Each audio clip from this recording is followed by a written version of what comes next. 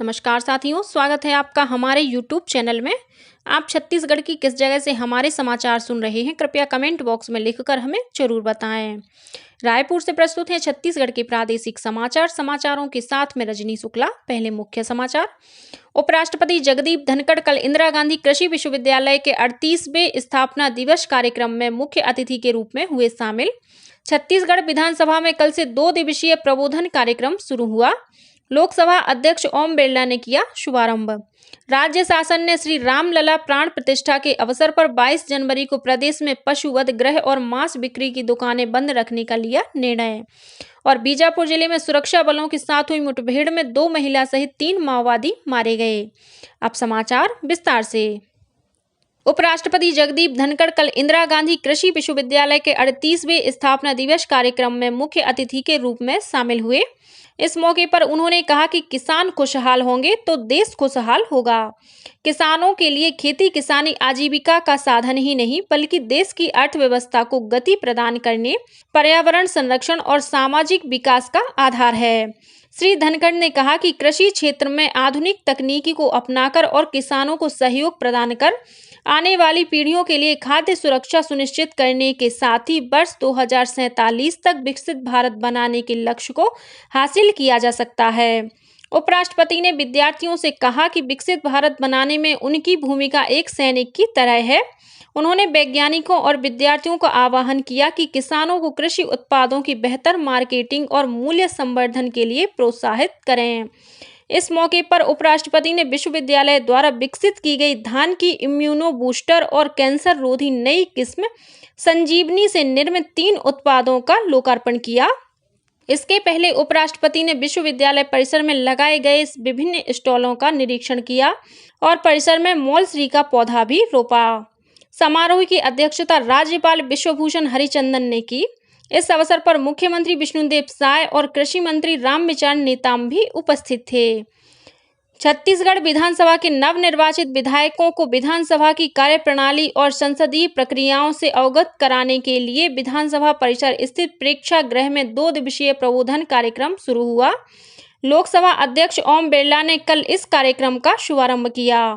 इस अवसर पर श्री बिरला ने नवनिर्वाचित विधायकों को शुभकामनाएं देते हुए कहा कि जनता ने जिस विश्वास और आकांक्षाओं के साथ उन्हें चुनकर भेजा है, वे उनकी अपेक्षाओं को इस विधानमंडल के माध्यम से पूरा करने का प्रयास करें। श्री बिरला ने नवनिर्वाचित विधायकों से कहा कि वे संवैधानिक दायित्वों को निभाते हुए राज्य में समृद्धि और खुशहाली ला सकते हैं।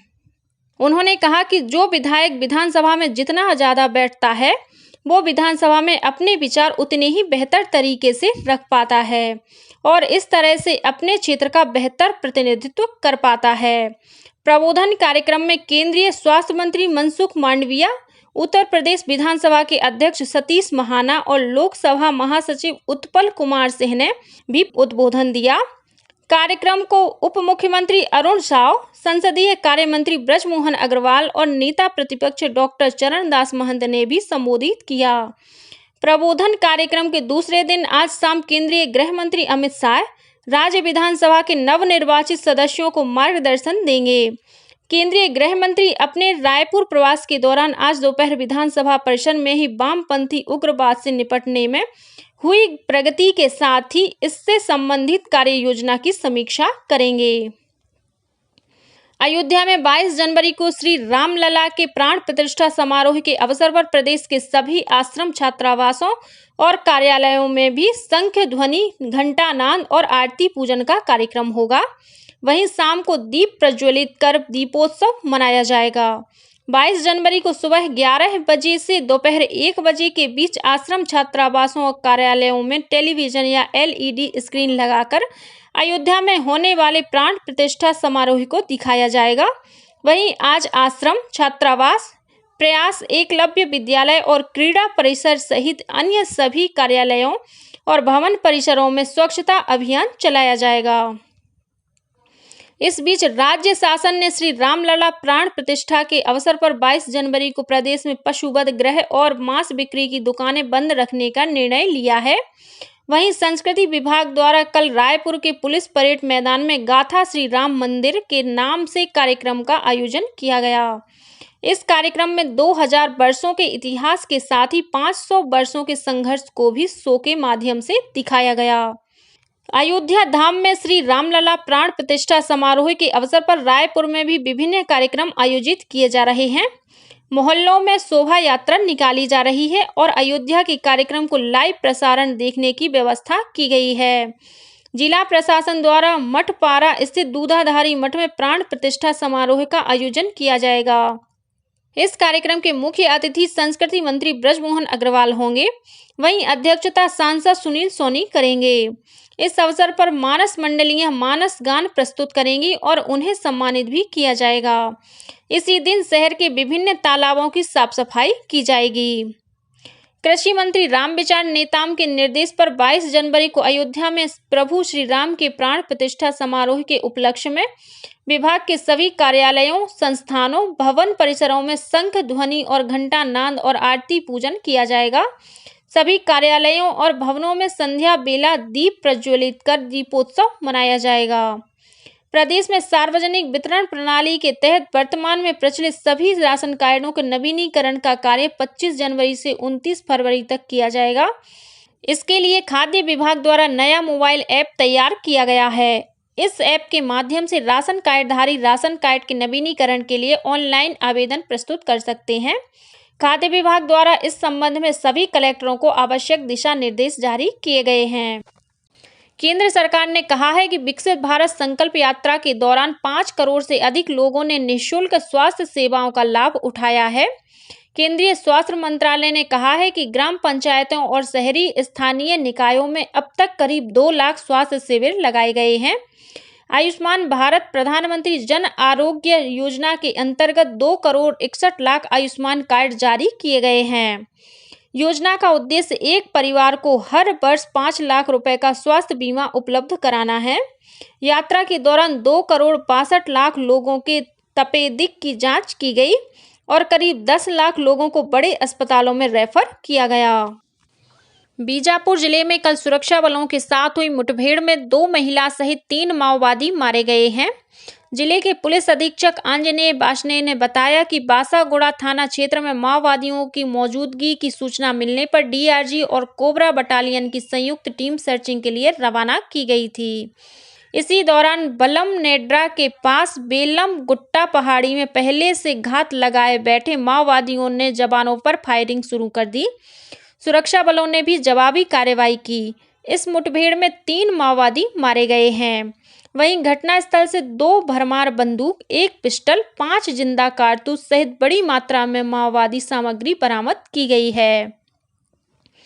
केंद्रीय स्वास्थ्य और परिवार कल्याण मंत्री डॉक्टर मनसुख मांडविया ने कल रायपुर की पुरानी बस्ती स्थित महामाया मंदिर में दर्शन कर पूजा अर्चना की। इस दौरान उन्होंने मंदिर परिसर में स्वच्छता अभियान में हिस्सा लिया। वहीं डॉक्टर मांडविया ने श्री राम जन्मभूमि मंदिर के 500 वर्षों के संघर्ष की गाथा पर आधारित हिंदी फिल्म 695 के पोस्टर का विमोचन भी किया। इस मौके पर उप मुख्यमंत्री विजय शर्मा, वन मंत्री केदार कश्यप, वित्त मंत्री ओपी चौधरी, स्वास्थ्य मंत्री श्याम बिहारी जायसवाल और रायपुर सांसद सुनील सोनी उपस्थित थे।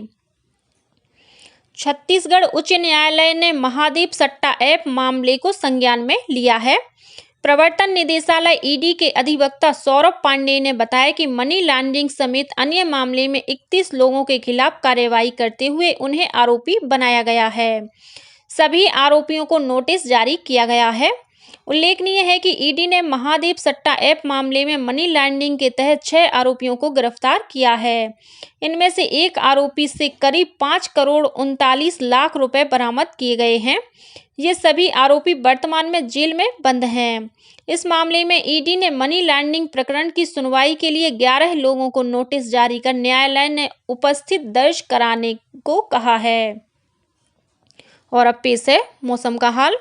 प्रदेश में इन दिनों मौसम का मिजाज बदला हुआ है। मौसम विभाग के अनुसार एक द्रोणिका कर्नाटक से पूर्वी विदर्भ तक बनी हुई है।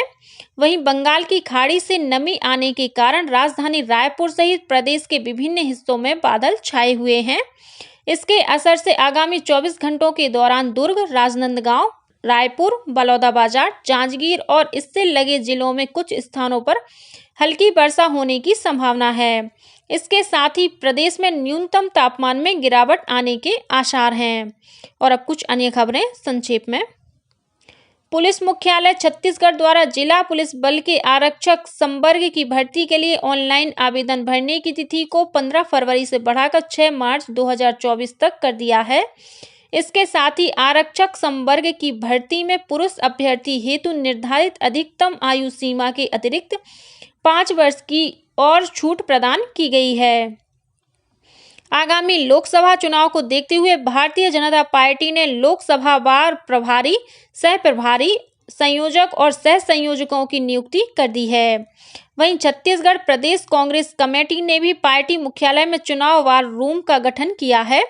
इसमें शैलेश नितिन त्रिवेदी को चेयरमैन तथा घनश्याम राजू तिवारी और प्रवीण साहू को सह चेयरमैन नियुक्त किया गया है।